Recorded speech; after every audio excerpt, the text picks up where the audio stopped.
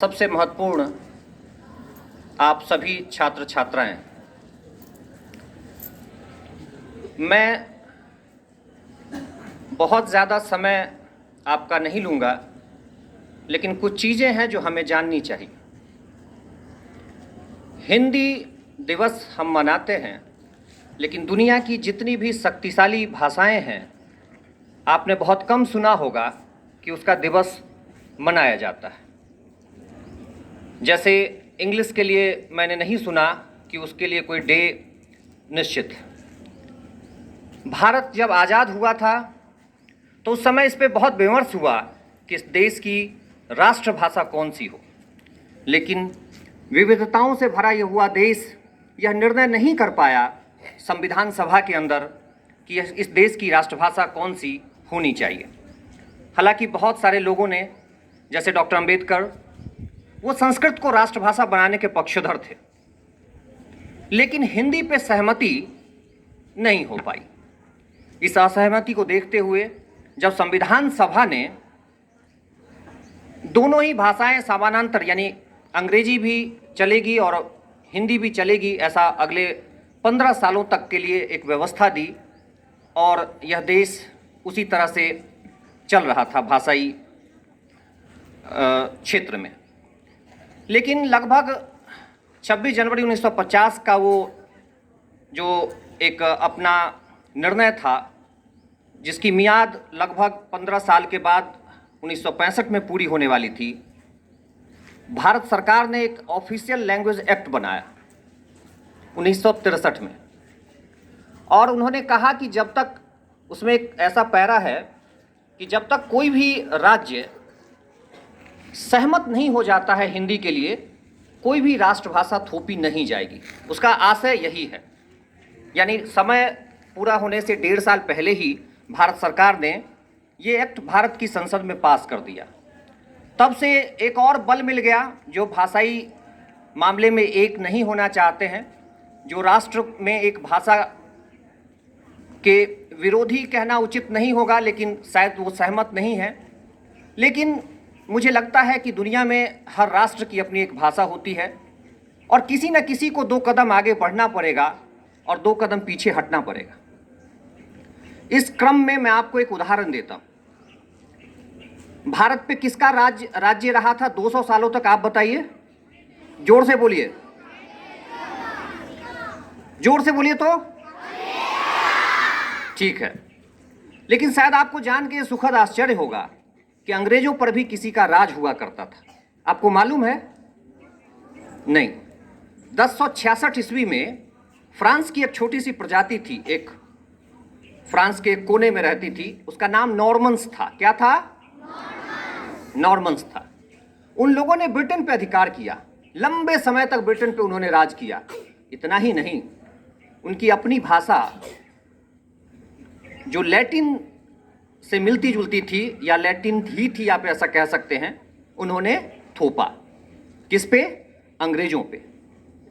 लेकिन आप यहाँ पे देखेंगे कि जब भारत आज़ाद हुआ तो हमें ये कहा गया कि हम अंग्रेजी के बिना काम नहीं चला सकते हैं, क्योंकि महत्वपूर्ण चीज़ें अंग्रेजी में ही हैं। उसी तरह से ब्रिटिशर्स को ये बताया गया कि जितनी भी मेडिकल और इंजीनियरिंग की पढ़ाई है वह बिना लैटिन के संभव नहीं है। आपने देखा होगा बहुत सारे शब्द लैटिन मूल से लिए गए हैं अंग्रेजी में भी, ये उनको भी बताया गया। लेकिन मुझे जहाँ तक याद आता है, मैं इसे बोलने से पहले अभी उसको देख नहीं पाया, लेकिन लगभग तिथि जो मुझे याद आती है 1550 ईस्वी या 1549 ईस्वी, ब्रिटेन की पार्लियामेंट यह तय करती है कि 1 साल के भीतर हमें अंग्रेजी को अपनी मातृभाषा वापस बनानी है, वापस लानी है, और लैटिन को यहाँ से विदा कर देना है। वो लगभग 3 या 6 महीने का समय था। 1 जनवरी 1950 कह लीजिए, या जो भी तिथि थी, 1 जनवरी मुझे याद है, और उस दिन से सारे कामकाज अंग्रेजी में होने लगे।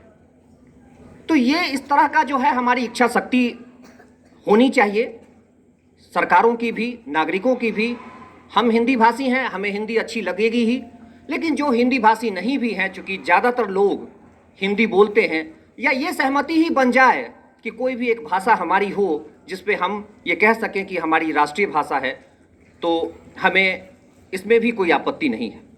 लेकिन हिंदी चूँकि बहुसंख्यकों के द्वारा यहाँ बोली जाती है, तो इस पे सहमत होना ज़्यादा आसान होगा। हिंदी,